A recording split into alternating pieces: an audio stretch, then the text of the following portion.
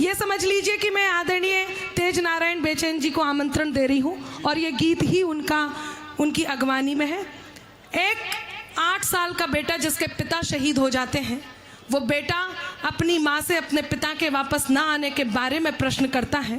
माँ मौन स्तब्ध आंगन में बैठी है, दृश्य आपके बीच है। गीत में प्रारंभ करती हूँ बिना किसी भूमिका के।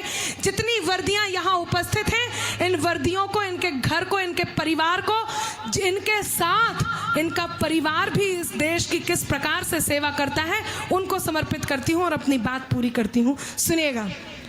चारों तरफ उजाला पर अंधेरी रात थी, चारों तरफ उजाला पर अंधेरी रात थी, जब वो हुआ शहीद उन दिनों की बात थी। आंगन में बैठा बेटा माँ से पूछे बार बार, दीपावली पे क्यों न आए पापा अब की बार, दीपावली पे क्यों न आए पापा अब की बार। आंगन में बैठा बेटा माँ से पूछे बार बार, दीपावली पे क्यों न आए पापा अब की बार, दीपावली पे क्यों न आए पापा अब की बार। ये जितने वर्दीधारी हैं वो सीमा पर तैनात हैं। ये वर्दियां जो हम सबके बीच ड्यूटी पर तैनात हैं, वो वर्दियां जो वहां तैनात हैं, ये वर्दियां ये जानते हैं कि जिस दिन ये वर्दी पहनते हैं उस दिन ये भारत माँ की सेवा में रत हो जाते हैं, ये उस दिन भारत माँ की सेवा में लग जाते हैं। ये जानते हैं कि अब इन्होंने अपने आप को समर्पित कर दिया है। ऐसे में हमारी टिप्पणियां यदि इन्हें आहत करती हैं तो कहीं उनके इस घर की कहानी जो आपको संवेदनाओं के साथ यात्रा कराएगी वो मैं लेकर के आई हूँ। क्या घटना घटती है? वो 8 साल का बेटा जिसके पिता शहीद हो जाते हैं। मैं ये कह सकती हूँ कि मैं एक कहानी केवल 8 साल के बेटे की सुना रही हूँ, लेकिन हर घर की यही कहानी होती है, यही संवेदनाएं एक जैसी होती हैं। सुनिएगा। बेटा 2-3 दिन से अपनी माँ की स्थिति को देखता है और माँ को देख करके अपनी माँ से वही प्रश्न करता है। वो बेटा अपनी माँ से क्या कहता है? सुनिएगा कि माँ क्यों न तूने आज भी बिंदिया लगाई है, माँ क्यों न तूने। यहाँ पर कुछ हो रहा है क्या?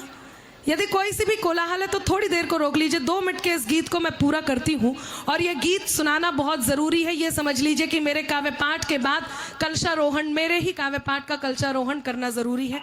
ये श्रेष्ठ पंक्तियाँ आप तक जाना बहुत ज़रूरी है। जिस स्थान पर, जिस उपलक्ष्य में मैं उपस्थित हूँ, इसलिए इन पंक्तियों को पूरा करती हूँ। बेटा अपनी माँ को देख कर कहता है, माँ क्यों न तूने आज भी बिंदिया लगाई है, माँ क्यों न तूने आज भी बिंदिया लगाई है दोनों हाथ खाली न मेहंदी रचाई है, बिछुआ भी नहीं पाँव में बिखरे से बाल हैं, बिछुआ भी नहीं पाँव में बिखरे से बाल हैं, लगती थी कितनी प्यारी अब ये कैसे हाल है, लगती थी कितनी प्यारी अब ये कैसे हाल है, कुमकुम के बिना सूना सा लगता है श्रृंगार, दीपावली पे क्यों न आए पापा अब की बार, दीपावली पे क्यों न आए पापा अब की बार। बेटा थोड़ी देर के लिए खेलने जाता है, अपने मित्रों के पिताओं द्वारा लाए हुए उपहारों को देखता है, उन्हें देखता है और रोता है और अपनी माँ की गोद में वापस आता है और वही प्रश्न करता है। वो बेटा अपनी माँ से क्या कहता है? सुनिएगा। किसी के पापा उसको नए कपड़े लाए हैं, किसी के पापा उसको नए कपड़े लाए हैं, मिठाइयाँ और साथ में पटाखे लाए हैं, वो भी तो नए शूज़ पहन खेलने आया, वो भी तो नए जूते पहन खेलने आया, पापा पापा कह के सबने मुझको चढ़ाया, वो भी तो नए जूते पहन खेलने आया, पापा पापा कह के सबने मुझको चढ़ाया। अब तो बता दो क्यों है सूना आंगन घर द्वार, दीपावली पे क्यों ना आए पापा अब की बार, दीपावली पे क्यों ना आए पापा अब की बार। मैंने आपसे अब तक कहा कि आप ताली बजाइए, मैं कहती हूँ ताली मत बजाइए। जब अंत में उस बेटे का प्रत्युत्तर आप तक पहुँचे तब आपका मन मांगूंगी। वो बेटा अपनी माँ से खींच जाता है, रूठ जाता है। ये वर्दीधारी जब सीमाओं पर तैनात होते, हम सबके बीच ड्यूटी पर होते हैं, तब कहीं हम जाकर के चैन की नींद सोते हैं, इस प्रकार के आयोजन का हिस्सा होते हैं। वो बेटा थक जाता है, रोने लग जाता है, अपनी माँ को हिलाता है, झकझोरता है और अपनी माँ से क्या कहता है? इस सदन में जितनी आंखें मुझे दिखाई दे रही हैं, मैं आपको आंसुओं का आमंत्रण यदि एक भी आंसू छलका तो मेरे लिखने की सार्थकता होगी। अंतिम बात कहने जा रही हूँ।